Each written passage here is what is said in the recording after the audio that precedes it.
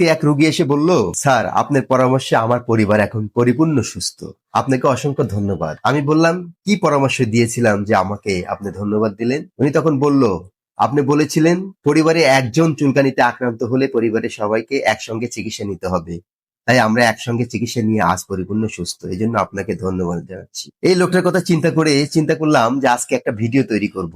Video শুরুতে আমি আমার পরিচয়টা দিচ্ছি। আমি doctor Mizanur Rahman, medical officer হিসেবে চাটমোহর উপজেলা স্বাস্থ্য কমপ্লেক্স পাবনায় কর্মরত আছি। আমি মূলত চর্ম যৌন অ্যালার্জি নিয়ে চিকিৎসা করে থাকি। খোসপসরা বা স্ক্যাবিস বা চুলকানিটা আসলে কি? এটি হচ্ছে ত্বকের অত্যন্ত সংক্রামক রোগ, যা সার্কোপ্টেস স্ক্যাবি নামক জীবাণু দ্বারা বা মাইট দ্বারা এটা তৈরি হয়ে থাকে। অনেকেই মনে করেন যার চুলকানি হয়েছে তার চিকিৎসা নিলেই তো হয়, অন্যজনের চিকিৎসা নেওয়ার কি দরকার? কিন্তু বাস্তবে এটি খোসপসরা বা চুলকানি বারবার ফিরে আসার অন্যতম প্রধান কারণ। কেন পরিবারে সবার চিকিৎসা প্রয়োজন? এই মাইট একজনের থাকলে তা দ্রুত পরিবারের অন্যান্য সদস্যদের ছড়িয়ে পড়ে, বিশেষ করে যারা একই বিছানায় ঘুমান, শিশুকে কোলে নেন বা দীর্ঘদিন আক্রান্ত ব্যক্তির ত্বকের সংস্পর্শে থাকেন, এমনকি একই পরিবারে ঘনিষ্ঠ যারা বসবাস করেন তাদের মধ্যে ছড়িয়ে পড়তে পারে। সবচেয়ে গুরুত্বপূর্ণ বিষয় হচ্ছে, আক্রান্ত হওয়ার পরও 2 থেকে 4 সপ্তাহের মধ্যে দেখা যাচ্ছে অনেকের চুলকানি বা কোনো দাগ নাও দেখা দিতে পারে। এই সময়ও কিন্তু একজন আরেকজনের মাধ্যমে ছড়িয়ে পড়ার আশঙ্কা থাকে। এই কারণে যদি একজনের চিকিৎসা নেওয়া হয় বা অন্যজনের চিকিৎসা না নেওয়া হয়, তাহলে চিকিৎসা শেষ হওয়ার পরেও পুনরায় আক্রান্ত হওয়ার সম্ভাবনা থাকে বা আক্রান্ত হয়, যেটাকে আমরা রি-ইনফেকশন বলে থাকি। কারা একসঙ্গে চিকিৎসা নেবেন?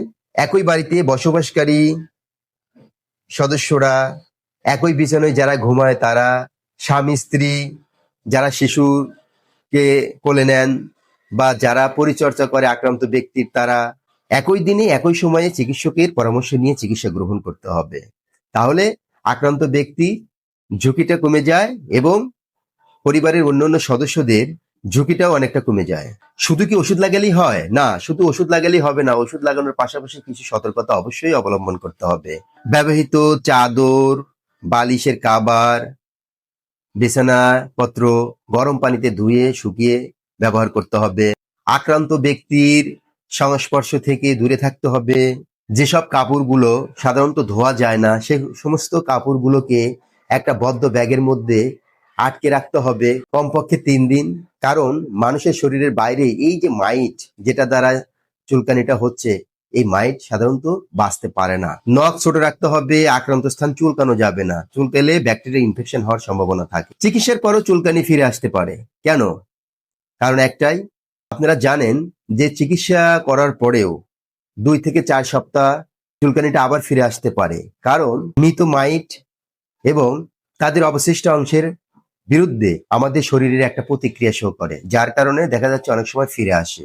এই চর্মরোগ চুলকানি থেকে মুক্তি পেতে চান? তাহলে 1 চা চামচ কাঁচা হলুদের রস, 1 চামচ নিম পাতার রস একসাথে মিশিয়ে সেবন করুন। পাশাপাশি ত্রিফলা চূর্ণ অর্থাৎ আমলকি, হরিতকি এবং বহেরার সমন্বয়ে এই ত্রিফলাটা সেবন করুন। তাহলে চুলকানি থেকে মুক্তি পাবে। খোসপসরা রোধের জন্য করার জন্য প্রয়োজনীয় কিছু ব্যবস্থা গ্রহণ করা যেতে পারে, যেমন আক্রান্ত ব্যক্তির সাথে পরিবারের সবার চিকিৎসা গ্রহণ করা, কাপড় চোপড় যা যা আছে পরিষ্কার করা, চিকিৎসকের পরামর্শ অনুযায়ী চিকিৎসাটাকে চালিয়ে যাওয়া, মাঝখানে চিকিৎসা বন্ধ না করা, নিজে নিজে চিকিৎসা না গ্রহণ করা। মনে রাখবেন, খোসপসরায় সবচেয়ে বড় ভুল হচ্ছে এক আক্রান্ত ব্যক্তির চিকিৎসা একা নেওয়া। এটা করা যাবে না। আক্রান্ত ব্যক্তির সাথে ওই পরিবারের যে ঘনিষ্ঠ লোকগুলো আছে সেগুলোকে চিকিৎসা একসাথে দিতে হবে।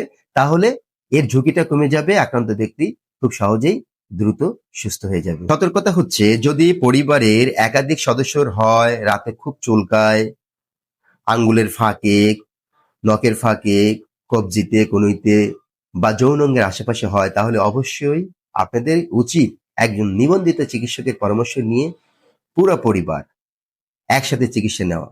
তাহলে আর এই জিনিসটা ফিরে আসবে না, পরিবারের সবাই সুস্থ থাকবে। যাই হোক, আজকে আমি একটু পরামর্শ দেওয়ার চেষ্টা করলাম যে অনেকে আসে আমাদের কাছে, স্যার চুলকানি হচ্ছে, ভালো হচ্ছে, আবার হচ্ছে। এই যে ভালো হচ্ছে আবার হচ্ছে, এটা যেন বারবার না হয়, তার জন্যই আমার এই পরামর্শ। এই পরামর্শের মাধ্যমে যদি কারো উপকার হয়, যদি কেউ মনে করেন যে না আমার উপকার হয়েছে, তাহলে ভিডিওটাকে শেয়ার করে দিবেন। আপনার পরিবারের লোকজন, আপনার আশেপাশের লোকজন, আপনার বন্ধু বান্ধব সবাই যেন এটার মাধ্যমে উপকৃত হতে পারে।